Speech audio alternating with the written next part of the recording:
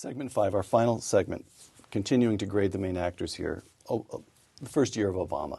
And you just raised this, you gave us the danger of, let me just put it, Ben Bernanke, we just discussed how the Fed chairman behaved during the crisis. During the past year, he's keeping interest rates low, and he's purchased about $1.5 trillion in longer-term Treasury bonds and housing agency securities, which is an expansion in the money supply that former OMB director David Stockman called, quote, an unprecedented exercise in market rigging with printing press money, a truly insane monetary policy. John? Keeping interest rates down is fine, but these interventions into particular markets, whether it's mortgages, whether it's AIG, that's the troublesome part. And I don't agree with that. And my studies show it's really not the right thing to have done. I say at least now stop doing that and pledge not to do it in the future. And so, question. Bernanke and the Fed have been arguing in recent weeks that Congress is putting them under undue political pressure. Could it not be argued that Bernanke has made the Fed an instrument of fiscal policy rather than monetary policy? He has become a political actor. Well, I think by doing fiscal policy or credit allocation, it's taking the Fed into areas where one can question the need for independence. That is fiscal policy. That's something where you'd like to have. Last question for John, and then to you, Richard. So the last question is, can the Fed, let's assume that Ben Bernanke is reconfirmed by the time this program airs. He's going to be voted on, they say, before the end of his term on January 31st.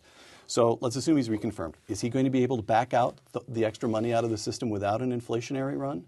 I think it's going to be hard. I hope he does. That's what they say they'll do.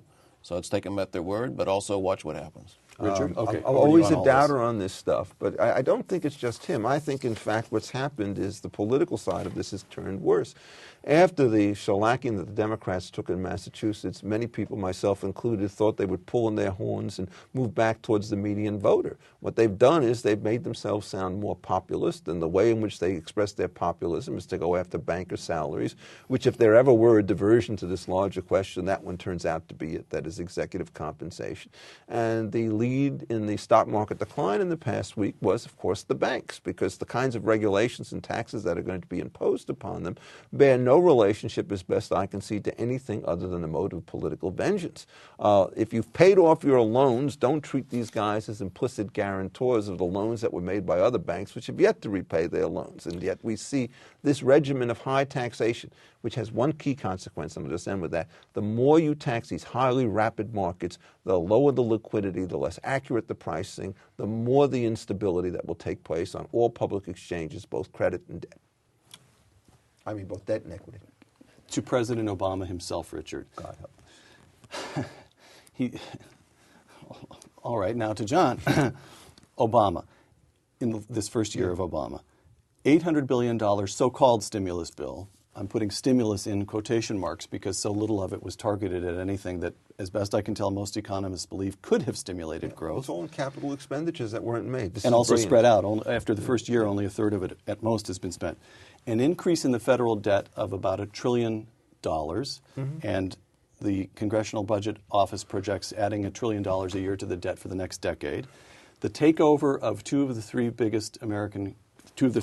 three American car companies, and a direct government role in the biggest banks. John, grade the chief executive for his first year. Not a good record. In fact, it's very worrisome to me. We're going in the wrong direction. We talked about some of the interventions at the end of the Bush administration. It's just much more. The stimulus package, I can't see that it's doing any good. We're increasing the debt. We're intervening more. We have kind of a bailout mentality that's continuing. So I hope this recent election in Massachusetts begins to get people thinking. Okay, you two are both observers of the intersection of politics and economics. And here's what I do not get. We have, as we began the program by noting, lived experience of recent American history. The 70s went badly, the 80s and 90s and the first part of the noughts went extremely well. We know the policy that typified the 70s. We know the policy of deregulation and lower taxes and relatively stable money expansion. So we know that. We know that. And then you get the public swinging against Obama and the government intervention, And yet, as Richard pointed out, the president and the Democrats who still control both houses of Congress seem to be doubling down on the government intervention. What is going on? And where is your profession? Well, we got to keep talking. I mean, we're out there. Thanks for having us on. I think amongst what's happened essentially is they don't believe that they will be credible if they move back to the middle. They have their own constituents like Andy Stern and the labor movements and so forth who are pushing them very far. I think Andy Stern is? He's the head of this the SEIU, the Service Employees International Union, who has been pushing the Employee Free Choice Act, which is another real potential killer with respect to labor Different markets. Show, though. Okay, go ahead. Different shows, different point. But what I'm saying, in effect, is the base to which he is most accountable is to the left of the center, and they regard themselves as going to be completely shut out if he moves to the center. So they would rather take the risk of his getting blown out of the water so long as they have the chance of winning. They know they lose for certain if he goes back to the middle. This way, at least, they have a fighting chance. This analysis, this political analysis, strikes you as correct? You know, I just want to say this. It seems that what we're seeing in the politics here is a great concern in the American public for the way the country is going on economic grounds. The debt and the problems of the debt is ranked higher. The unemployment is still very high. So people are not happy with these policies. And that, I think, is a good sign for our democracy. And regardless of where the economists are weighing in on various things, remember the Friedman-Schwartz analysis of the Great Depression occurred 30 years after the Great Depression. And in the meantime, there was lots of thinking that FDR-style policies is what brought us out. So it takes a while. That's why, as I say, thanks for having us on. So you stand with Thomas Jefferson. Over time, place your faith in the American people. Absolutely. Well, I hope that that's correct. I certainly put my faith in the original constitutional design, which is small government, limited powers, relatively strong markets, and flat taxation. And Obama, for example, on the tax front, one of the real costs is you have tax rates scheduled for going to effect next year and efforts to put surtaxes on part of it. This has tremendous adverse effects on long-term investment. John, last word. Give me one sentence of advice that you would offer to the President of the United States if you could.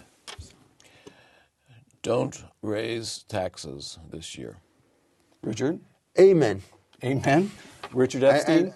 And no new regulatory initiatives, period. Period. Richard Epstein, John Taylor, thank you very much. I'm Peter Robinson for Uncommon Knowledge. Thanks for joining us. Be sure to take a look at us on Twitter at twitter.com/UNC Knowledge. For Uncommon Knowledge, thanks.